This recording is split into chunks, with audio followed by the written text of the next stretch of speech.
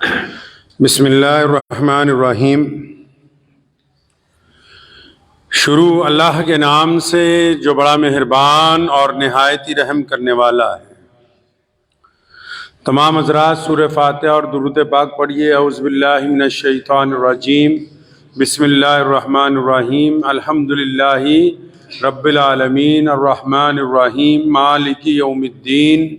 इय्याका नअबुदु व इय्याका नस्तईन। इय्याका नअबुदु व इय्याका नस्तईन। इय्याका नअबुदु व इय्याका नस्तईन। इहदिनस सिरातल मुस्तकीम सिरातल लज़ीना अनअमता अलैहिम गैरिल मग़दूबि अलैहिम वलद्दाल्लीन।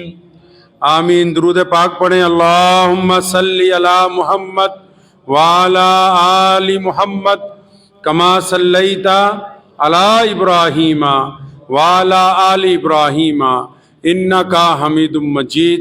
अल्लाहुम्मा बारिक अला मुहम्मद व अला आलि मुहम्मद कमा बारकता अला इब्राहीमा व अला आलि इब्राहीमा इन्नका हमीदुम मजीद।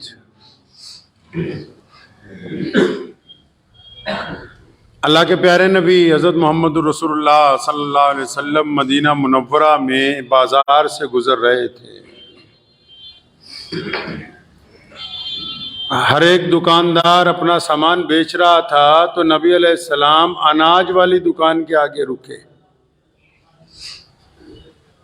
गंदुम वाले ने जो गंदुम की बोरियां भर के सजाया, गंदुम को, जौ को, खुश्क गंदुम, तो नबी अलैहिस्सलातु वस्सलाम ने देखा कि बड़ा खुश्क गंदुम है, तो उस गंदुम की बोरी में दरमियान से ऊपर से हाथ डाला। जब वो हाथ दरमियान तक पहुंचा और वहां से जब गंदुम नबी अलैहिस्सलाम ने उठा के बाहर निकाला तो गीला गंदुम था।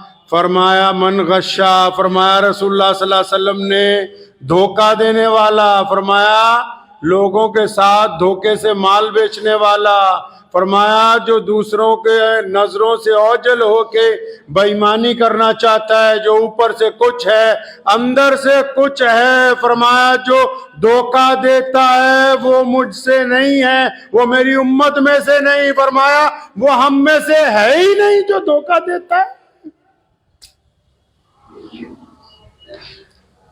फरमाया ये नहीं हम में से। इमाम अबू हनीफा रहमतुल्लाह अलैह बहुत बड़े बिजनेसमैन थे, कारोबारी थे बहुत बड़े। तो अचानक जब बादल आ जाते थे तो फौरन अपने मुलाजिमों को कहते थे कि एक शोरूम बंद कर दो। उस दौर में लाइट तो नहीं थी, बिजली नहीं थी। मुलाजिमिन ने पूछा कि हजरत इतना बड़ा कारोबार है, इतने दुकान पे लोग आते हैं, लाइनें लग के आपका सामान बिकता है और मौसम खराब होता है तो आप फौरन कह देते हैं दुकान बंद कर दो। फरमाया हाँ, बादल आने की वजह से रोशनी कम हो जाती है तो जो खरीदार है, ग्राहक है, उसको ये समझ नहीं आ पाती ये कपड़ा कितने अच्छे मेयार का है या घटिया है। कहीं वो घटिया को अच्छा समझ के खरीद ले, उसके साथ धोखा हो जाए। और मेरे नबी अलैहिस्सलाम ने तो फरमाया कि धोखा देने वाला हम में से नहीं है, बंद करो इसको। जब सूरज की रोशनी होगी, साफ सुथरा पता लगेगा भला क्या है, चंगा क्या है, सफेद क्या है, गंदला क्या है, उस रोशनी में सामान को बेचेंगे। एक साहबी रसूल सल्लल्लाहु अलैहि वसल्लम के बारे में आता है, घर पहुंचे, कारोबार करते थे जानवरों का, तो पूछा वो ऊँटनी कहाँ गई जो हमने यहाँ अलग से बांधी थी, बीमार है। तो नौकर ने बड़ी खुशी के साथ उनके आगे दिनार रखे, कई सौ की, जनाब वो तो मैंने बड़ी महारत के साथ बेच दी। फरमाया अच्छा, उसको बताया था कि ये बीमार है, ये दौड़ नहीं सकती? नहीं नहीं ये तो नहीं बताया। बड़ों उससे पूछा था लेनी किस लिए है? ज़िबा करने के लिए लेनी है, सफर करने के लिए लेनी है, हल जोतने के लिए लेनी है, बाग में काम करने लगाना है। कह ये भी नहीं पूछा। अपने नौकर का हाथ पकड़ा, उस सड़क पर चल पड़े, उस सिमत चल पड़े जिस तरफ से खरीदार आया था। कई मील का सफर करके वो मिल गया, उसे पकड़ा, उसे बताया मेरे मुलाजिम ने गलत बयानी कर दी मेरे भाई, ये सामान में तो दाग लगा हुआ है। खुद सुना मेरे नबी अलैहिस्सलाम ने फरमाया धोखा देने वाला हम में से है नहीं। मुझे याद पड़ता है मेरे वालिद मरहूम शेर इस्लाम मौलाना हबीबुर रहमान साहब लुधियानवी रहमतुल्लाह अलैह, आज से 10-15 साल पहले एक दफा अपनी पुरानी एम्बेसडर बेचनी थी, तो जो साहब खरीदने के लिए आए, यहाँ यूनिवर्सिटी में कोई प्रोफेसर थे सरदार जी, तो जब वो बैठे मियाँ बीवी आके, तो हजरत ने 200 खराबियां कार की गिनवा दी। तो हंस के कहने लगा मौलाना साहब बेचन ली सानू बुलाया कि भजान ली बुलाया? कि माल तो बेचना है लेकिन कीमत उतनी चाहिए जो जायज हो। हम क्या करते हैं, हम जब सामान खरीदने जाते हैं और जब जो दुकानदार जब सामान खरीदता है होलसेलर से, तो उसकी 200 कमियां होलसेलर को बताता है कि ये भी खराब है, और जब अपनी दुकान पे आ जाता है तो उसकी 200 खूबियां ग्राहक को बताता है, इसमें ये भी खूबी है, ये भी खूबी है। तो झूठ बोलकर जो काम किया, और याद रखो जिसको धोखा देते हो आप, जिनको धोखा देंगे, कोई भी बंदा हो, चाहे किस मर्जी मजहब से ताल्लुक रखता हो, धोखे में एक बड़ी खासियत है। किसी को आपने धोखा दिया तो जो बंदा धोखा खाएगा वो 1 दिन, 2 दिन, 3 दिन, 5 दिन, 1 महीना, 2 महीना परेशान रहेगा, आखिर धोखे में से निकल जाएगा, फिर तरक्की के रास्ते पर लगेगा। याद रखना ये बात, जिसको आप धोखा देंगे वो मुद्दते कलील के लिए परेशान होगा, बाद में अल्लाह उसको इज्जत देंगे, तरक्की की तरफ जाएगा। लेकिन जो धोखा देने वाला है, ये धोखा घूम फिर के सारी दुनिया से वापस उसके माथे पे आके टकरेगा, बाद में उसकी चौखट पे आके लगेगा, और ऐसे मौके पे इसको धोखा मिलेगा जब ये सोचता होगा कि अब तो सारे काम बन गए। धोखा जो है अपनी मंजिल पे वापस आता है, ये सोचता है कि मैंने फलां को फराड करके सामान बेच दिया, हो गया मामला हल। हल नहीं हुआ, ये अपने जिम्मे गुनाह छोड़ा है जिसने वापस आना है तुम्हारे तक। ये धोखे वाली बातें आज इसलिए याद आ गई कि 5-7 महीने पहले हमारे एक भाई, दीनी भाई शहाब चतुर साहब, अल्लाह उनकी हिफाजत फरमाए, उनको सेहत अता फरमाए, उनकी उम्र दराज फरमाए, वो केरला से चले हज करने के लिए पैदल। कहां जाना है जी हज करने के लिए? बैतुल्लाह जाना है, मक्का मुकर्रमा। हज कब पूरा होता है जी? जब बैतुल्लाह के चक्कर काटने के बाद मदीना मुनव्वरा जाके बंदा रसूलुल्लाह सल्लल्लाहु अलैहि वसल्लम को जाके अस्सलामु अलैकुम या रसूलुल्लाह कहता है, तब हज पूरा होता है। तो इसने कहां जाना है? केरला से पैदल चला, पहले बैतुल्लाह की ज़ियारत करनी है, फिर आका सल्लल्लाहु अलैहि वसल्लम के रोज़े पर हाजिरी करनी है। किस नियत के साथ चला? कि बस एक ख्वाहिश है कि एक बंदा अपनी पूरी ताकत लगा के अपने महबूब हजरत मोहम्मद रसूलुल्लाह सल्लल्लाहु अलैहि वसल्लम की चौखट तक अपने पांव से चल के पहुंच जाए। चलिए जी, चल पड़े। वो किसी ने कहा है ना, हमें तो अपनों ने लूटा, गैरों में कहां दम था। मेरी कश्ती वहां डूबी जहां पानी कम था। अल्लामा आमिर उस्मानी ने बड़ी खूबसूरत बात की। उसने कहा, चमन के वो खुद परस्त माली जिन्हें खिज़ां रास आ गई हो, वो क्यों कर ये दुआ करेंगे चमन में फसले बहार आए, और मताए गुलशन कुछ ऐसी बाटी मेरे वफादार दोस्तों ने, न उनके दामन में फूल पहुंचे न मेरे दामन में खार आए।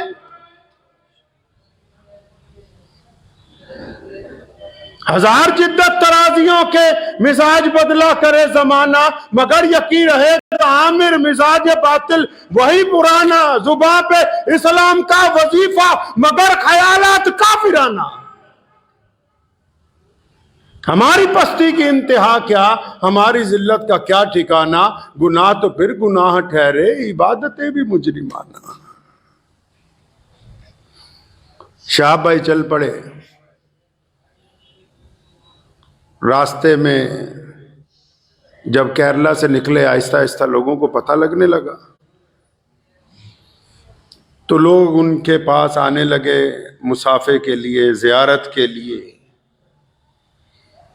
मैंने ये बात उनको भी कही, शाह साहब को। मैं कहा तुम्हें कुछ अंदाजा है कि ये जब तुम चलते हो, ये इतने लोग फूल लेके आते हैं और इतने लोग मुसाफे के लिए आते हैं, घरों में से औरतें आती हैं, बच्चे आते हैं, मुसलमान आते हैं। हमारे हिंदू सिख भाइयों ने बहुत जगह आपकी जियारत की, मुसाफे किए, अपने पास ठहराया। भी क्या शाह चुतुर में हीरे लगे हुए हैं? आलिम है, कोई मुहद्दिस है, मुफक्किर है, कोई ख्वाजा मोइनुद्दीन चिश्ती अजमेरी की तरह वली है? क्या है? तो हमने उन्हें कहा कि शाह भाई, ये हम जैसे जितने लोग गुनहगार लोग, हम जो बार बार तुझसे मुसाफा करने आते हैं ना, इसलिए आते हैं कि तू मोहम्मद रसूलुल्लाह की तरफ जा रहा है, क्योंकि तुमने हमारे आका सल्लल्लाहु अलैहि वसल्लम के रोजे की तरफ पैदल सफर शुरू किया है। ये जो तुमसे मोहब्बत का जज्बा है, ये दर हकीकत मोहम्मद रसूलुल्लाह सल्लल्लाहु अलैहि वसल्लम से जो इश्क है, जो जुनून है, जो अकीदतें हैं, ये उसका एक हिस्सा है जो पूरी दुनिया के मुसलमान तुम पर निछावर कर रहे हैं। चल पड़े। तो जगह जगह लोगों ने इस्तकबाल किया। यहां हमारे पंजाब में जब एंटर हुए तो मैं उनसे मुलाकाती हुआ। हमने कहा हमारे लायक जो खिदमत होगी बताइएगा। तो चंद दिन बाद उनका पहली दफा फोन आया कि सफर जो है वो आहिस्ता करना पड़ेगा, क्योंकि पड़ोसी मुल्क वाले, जब मैं चला था जाने से पहले पाकिस्तान की एम्बेसी में गया था, वीजा मांगा था, तो उन्होंने कहा कि जब बॉर्डर के करीब पहुंच जाओगे तब वीजा दे देंगे, ताकि मियाद 3 महीने की होती। तो अब जब आ गए, करीब आ गए, तो कहते हैं आज देंगे, कल देंगे, परसों देंगे, नरसों देंगे। तो जब और करीब आ गए तो वो चुप ही हो गए, भी देंगे वीजा के नहीं देंगे। फिर एक झूठी अफवाह उड़ाई गई उनकी तरफ से, पड़ोसियों की तरफ से, कि जी भारत की सरकार जो है चिट्ठी नहीं दे रही। मुझ तक ये बात पहुंची। मैंने कहा जिनसे वीजा मांगा दरखास्त लिख के, क्या उन्होंने लिख के हमें एतराज दिया कि चिट्ठी लिखवा लो अपनी हुकूमत से? ये तो अजीब बात हो गई। जिनके घर जाना है वो कहते हैं कि पहले पीछे वालों से चिट्ठी लिखवा लो। भाई जिनके जाना है वो बुलाने के लिए तैयार नहीं है, लोगों को गुमराह करने के लिए। और जब हमने इसमें एतराज किया तो फिर वो चिट्ठी वाली बात जो है वो गायब होनी शुरू हो गई। शहाब भाई अमृतसर के खासा में बैठ गए जाके। अब उन्होंने नई बात शुरू कर दी कि अच्छा ईरान का वीजा ले आओ, तब तुम्हें यहां से गुजरने देंगे, क्योंकि अगर हमने तुम्हें वीजा दे दिया, आगे जाने का रास्ता ना हुआ तो हम कहां रखेंगे भाई तुम्हें।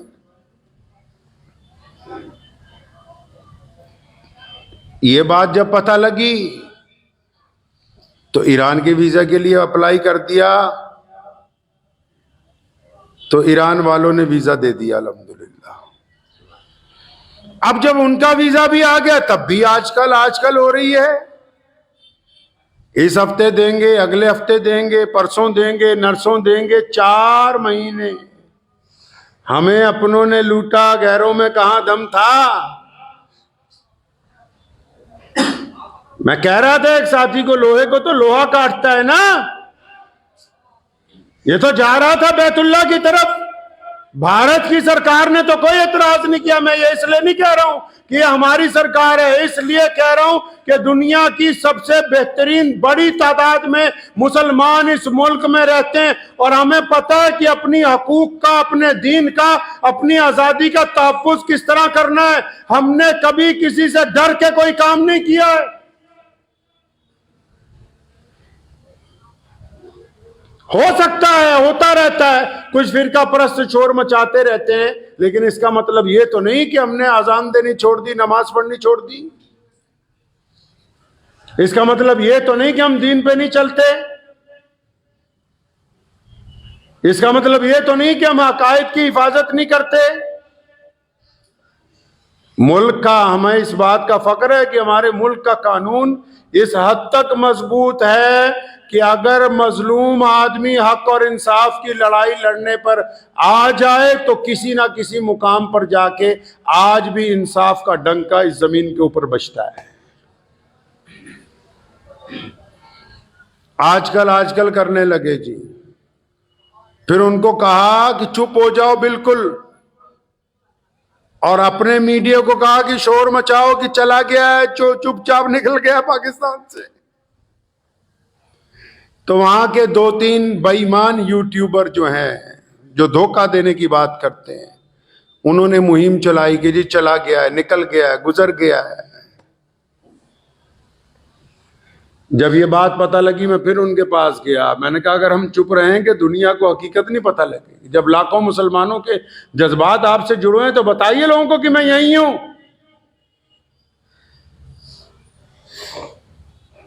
तो जब बताया तो फिर वो हैरान रह गए कि झूठ पकड़ा गया।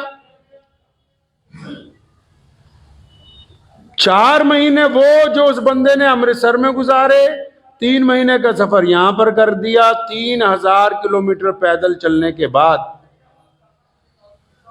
मैं बड़ी माफी के साथ पाकिस्तान के तमाम उलमा रब्बानीयीन ने, हर जगह हर बंदा नहीं खराब होता, और वहां की आवाम से माजरत के साथ कहना चाहता हूं कि पाकिस्तान की हुकूमत बददियानत हुकूमत है, धोखेबाज हुकूमत है, बेईमान है।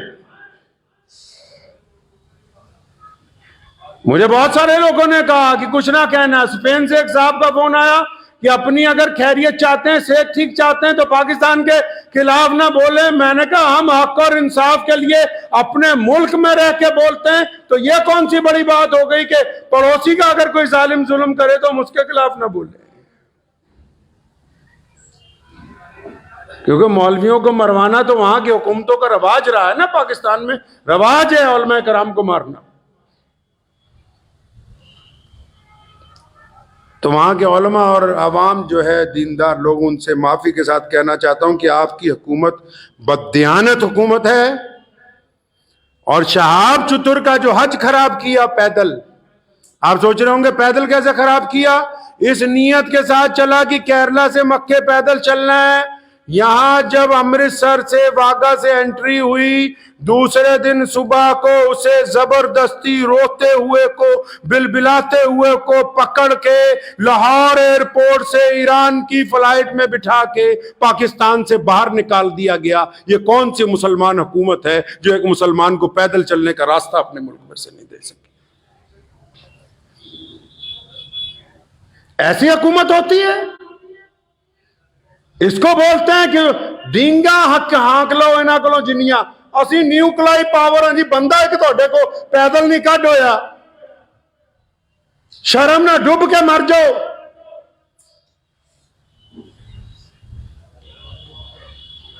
कितना करम है। आप ये देखें, हम इस मुल्क में, अलग बात है जो फिरका परस्त कुछ कहते हैं, और जब कहते हैं तो उलमा उसका जवाब देते हैं, अदालतें उसमें इंसाफ करती हैं, लाखों मुसलमान नमाज पढ़ते हैं, सजदे करते हैं, इज्तिमा होते हैं, एक मुसलमान को पैदल रास्ता नहीं दे सके।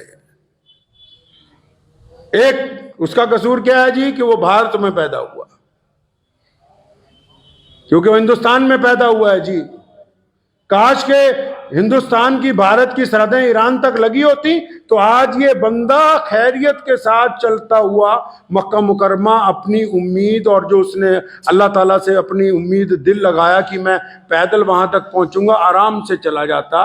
तो इस हुकूमत ने क्या बेईमानी, इस बेईमानी में सिर्फ पाकिस्तान एम्बेसी के अफसरान नहीं, शहाब चतुर टीम के कई गद्दार शामिल हैं, जो चतुर के नाम पर बिरयानियां भी खाते रहे, जेबें भी गर्म करते रहे, और बाद में घड़ियाली आंसू रो के मुसलमानों को दिखाने भी लगे।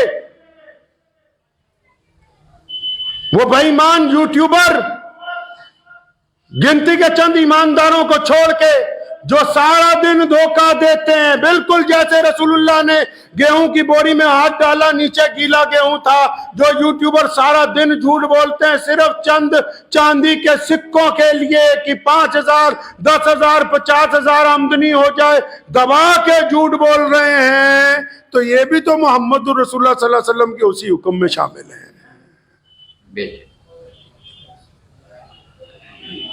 धोखा किया उस मजलूम के साथ, यहां से कहा कि तुम्हें वीजा दे दिया है, और उस धोखे में शहाब चतुर टीम के लोग, हम जाएंगे अभी पंजाब पुलिस के डीजीपी के पास, जिन्होंने धोखा दिया वो ये ना समझे कि वो बख्शे जाएंगे।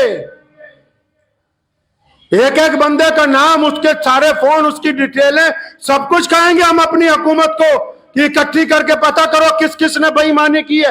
अगर लाहौर से ईरान बाई एयर ही जाना था तो यह कौन सी इतनी मुकद्दस जमीन है लाहौर की कि हम अमृतसर से ईरान नहीं जा सकते थे।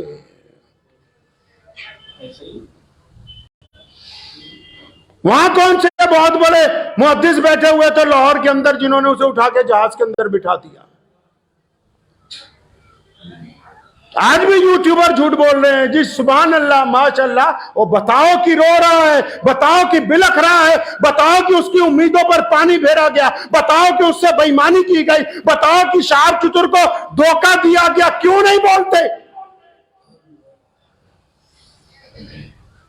एक मुसलमान के साथ बेईमानी, पूरी दुनिया के मुसलमानों को धोखा, फिर ये कहना जी असी तो मुसलमाना दी सरकार है, लानत है ऐसी सरकार के ऊपर। काफिर और कहते किसको है जी?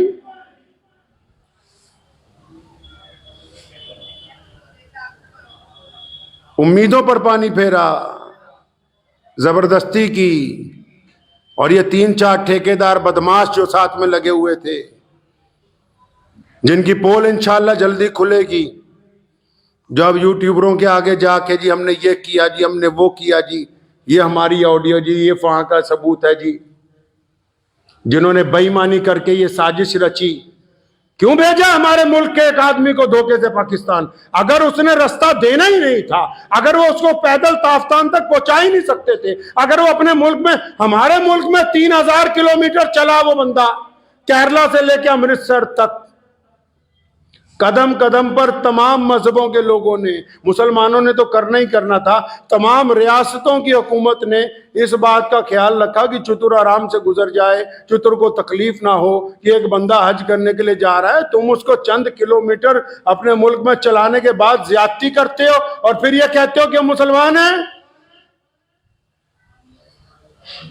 मैं वहां के भी उलमा से, जो दयानतदार लोग हैं, उनसे गुजारिश करूंगा कि जो बेईमानी कर रहे हैं वहां बैठ के, इनकी पोल खोलिए, कम से कम पता लगे कि हक पसंद कौन है, बेईमान कौन है।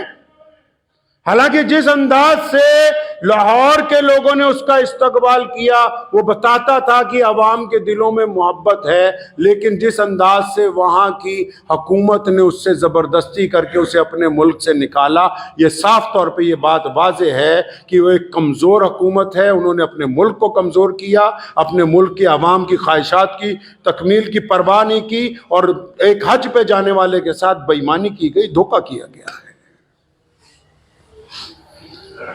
और वो ज्यादा खुश ना हो जो ठेकेदार बने थे, जिन्होंने शहाब भाई को धोखा दिया, शहाब के नाम पर अपने अपने मकसद हल करते रहे। हमारे मुल्क के इस नौजवान के साथ जो बेईमानी की गई है, इसके मुतालिक इंशाअल्लाह ताला हाई लेवल इंक्वायरी होगी। आप उस रात को तो ये किस्सा इसलिए सुनाया, पूरी दुनिया परेशान है, कोई समझ रहा वहां जा रहा, कोई वहां जा रहा। अल्लाह के बंदे, इधर पहुंचा उधर बेईमानी। ये हमारा शेवा है? यह गुनाह हो गया? हिंदुस्तान में, भारत में कुछ हो जाए, पाकिस्तान का मीडिया पूरा शोर मचाएगा, ये हो गया जी, वो हो गया। तुमने एक भारत के मुसलमान के साथ क्या किया बताओ भाई? क्या किया उसके साथ तुमने? वहां क्यों रोता हुआ गया है वहां से? वो क्यों नहीं वो पैदल चल सकता था उन सड़कों के ऊपर? आज मैं जिम्मेदारी से बैठ के कहता हूं, आज अल्लाह का शुक्र इस बात पे अदा करता हूं कि 1947 में मुजाहिद आजादी रईसुल अहरार मौलाना हबीबुर रहमान लुधियानवी ने इसी जामा मस्जिद से कहा था कि इस मुल्क का क़याम ना करो, और जब हो गया फरमाया मैं वहां नहीं जाऊंगा। ये अल्लाह का शुक्र रहा कि हम इस जमीन पर हैं, गर्चे हमारी तादाद कम है लेकिन इज्जत के साथ 5 वक्त अज़ान दे के नमाज पढ़ते हैं। किसी मुसलमान के साथ कभी धोखा देने की नौबत नहीं आती है। इसलिए आप भी याद रखें, शहाब चतुर को दुआओं में तो याद रखें, लेकिन अपनी जाती जिंदगी में ये बात सीख लीजिए। अपनी जाती जिंदगी में ये बात सीख लीजिए, धोखा जिसको देंगे धोखा पलट के आएगा। चतुर का कुछ नहीं गया, अजर देने वाला अल्लाह है, उसकी नीयत पाक थी, उससे जबरदस्ती हुई है, अल्लाह के घर तक पहुंच जाएगा। लेकिन वो बदमाश चतुर के नाम पे जो ठेकेदार बने यहां, जो साथ में चलते रहे, जिन्होंने मुसलमानों को धक्के भी मारे, बदतमीजियां भी की, और बाद में उसको ये नहीं बताया कि वहां जा रहे हो, वहां जाती तुम्हें जहाज चढ़ा देंगे। और वो एम्बेसी वाले जिन्होंने उसके साथ ज्यादती की है, और चलो तुमने अपनी हुकूमत को खुश कर लिया सो कर लिया, अल्लाह ताला तो उत्ते बैठा है ना, फिर जवाब तो उधर देना है ना, खुदा नू वो तो मौजूद है ना। अल्लाह तबारक व तआला की जात तो देख रही है। तुमने जो बदमाशियां की हैं, उस मजलूम के साथ जो धोखा किया, बेईमानी की है, और ये यूट्यूबर जो झूठ बोल बोल के पैसे कमा रहे हैं, ये पैसा अस्पतालों में जाना है। एक हाजी के नाम पर झूठ बोल बोल के जो दौलत इकट्ठी कर रहे हो, ये काम आने वाला नहीं है। दौलत किसी का काम नहीं आई, और मेरे रसूल सल्लल्लाहु अलैहि वसल्लम ने दौलत को पसंद नहीं किया। इसीलिए आज जुमे की नमाज से पहले आज के खुतबे में ये बात आप हज़रात को बताई कि शहाब के साथ हुआ क्या। वो ईमानदारी के साथ चला, पड़ोस के मुसलमान मुल्क ने एक मुकद्दस सफर को बेईमान बना दिया, एक मुकद्दस सफर पर दाग लगा दिया। कभी कहा कि लेटर ले आओ, कभी कहा ईरान का वीजा ले आओ, कभी कहा आज चलेंगे कल चलेंगे। साथ में जितने लगे हुए थे खाने पीने वाले, उनकी तो मौज लग गई, उनको तो फायदा हो गया। वो कहते ना, चमन के वो खुद परस्त माली जिन्हें खिजार आस आ गई हो। समझ आई है शेर की नहीं आई? कहते जो चमन होता है ना, बागीचा, तो कोई बागीचा जब उजड़ जाता है ना, उसमें एक माली रहता है देखभाल के लिए, उसमें एक माली होता है। चमन के वो खुद परस्त माली जिन्हें खिजार आस आ गई हो, मतलब एक बाग है बहुत बड़ा, उजड़ गया, तो उसका जो देखभाल करने वाला है ना, वो कहता है भी इतना फल तो दरख्त से आ रहा है रोजाना हर सीजन में कि मेरा गुजारा हो रहा है। अगर ये बाग ठीक हो गया तो लोगों को फायदा होगा, बाग ठीक हो गया तो मालिक को फायदा होगा। चमन के वो खुद परस्त माली जिन्हें खिजार आस आ गई हो, वो क्यों कर ये दुआ करेंगे चमन में फसलें बाहर आए। मताए गुलशन कुछ ऐसी बाटी, चतुर के वफादार दोस्तों ने ना उनके दामन में फूल पहुंचे ना इनके दामन में खा।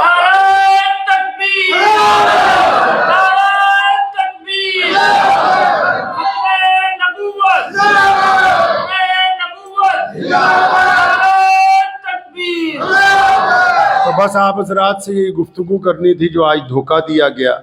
दुआ कीजिए शहाब चतुर की अल्लाह हिफाजत फरमाए। मेरे साथ मुख्तसर दुआ कर लीजिए। अल्हम्दुलिल्लाहि रब्बिल आलमीन अर्रहमानिर रहीम मालिकी यौमिद्दीन इय्याका नअबुदु व इय्याका नस्तईन इहदिनस सिरातल मुस्तकीम सिरातल लज़ीना अनअमता अलैहिम गैरिल मग़दूबि अलैहिम वलद्दाल्लीन। अल्लाहुम्मा सल्लि अला मुहम्मद व अला आलि मुहम्मद कमा सल्लैता अला इब्राहीम व अला आलि इब्राहीम इन्नका हमीदुम मजीद। अल्लाहुम्मा बारिक अला मुहम्मद व अला आलि मुहम्मद कमा बारकता अला इब्राहीम व अला आलि इब्राहीम इन्नका हमीदुम मजीद। अल्लाह जी तमाम तारीफ़ें आपके लिए हैं। अल्लाह जी आपकी इबादत करते हैं और आपसे मदद चाहते हैं। अल्लाह जी पूरी दुनिया के बीमारों पर शिफा फरमा, तंग दस्तों की तंग दस्ती दूर फरमा, परेशान हाल लोगों के लिए आसानियाँ पैदा फरमा। अल्लाह जी पूरे भारत पर अपना फजल फरमा, पूरे पंजाब पर अपना फजल फरमा। ए मौला करीम हमारा केरला से जो भाई चले हैं शाहब चतुर पैदल हज के लिए, मौला करीम वो पड़ोसी मुल्क में जाते ही उनके साथ ज़्यादती की गई है। इलाहुल आलमीन शहाब चतुर अब ईरान पहुँच गए। ए मौला करीम उनकी जान माल इज़्ज़त आबरू की हिफाजत फरमा। अल्लाह जी मुतअद्दिद मर्तबा मिले हैं, मासूम आदमी हैं। या अल्लाह आस पास वाले लोगों ने भी गुमराह किया, हुकूमतों ने भी मुतासिर किया। ए मौला करीम उनकी जान माल इज़्ज़त आबरू की हिफाजत फरमा। अल्लाह जी आपका वो बंदा आपके घर की तरफ रसूलुल्लाह सल्लल्लाहु अलैहि वसल्लम के रोज़े की तरफ पैदल जा रहा है। ए मौला करीम हर कदम पे अच्छे लोगों का साथ अता फरमा। या अल्लाह उनकी जान माल इज़्ज़त आबरू की हिफाजत फरमा। और या अल्लाह इस सफ़र में जो कमी आ गई इसको अपने फजल करम से पूरा फरमा दे और आफियत के साथ इस हज के अंदर उनकी शमूलियत को कबूल फरमा। अल्लाह जी इन मुख्तसर तरीन दुआओं को अपने प्यारे नबी हज़रत मोहम्मद रसूलुल्लाह सल्लल्लाहु अलैहि वसल्लम के सदक़े कबूल फरमाइए। अल्लाहुम्मा बारिक अला मुहम्मद व अला आलि मुहम्मद कमा बारकता अला इब्राहीम व अला आलि इब्राहीम इन्नका हमीदुम मजीद। व सल्लल्लाहु तआला अला खैरि खल्क़ि अजमाइन व बिरहमतिहि। भारत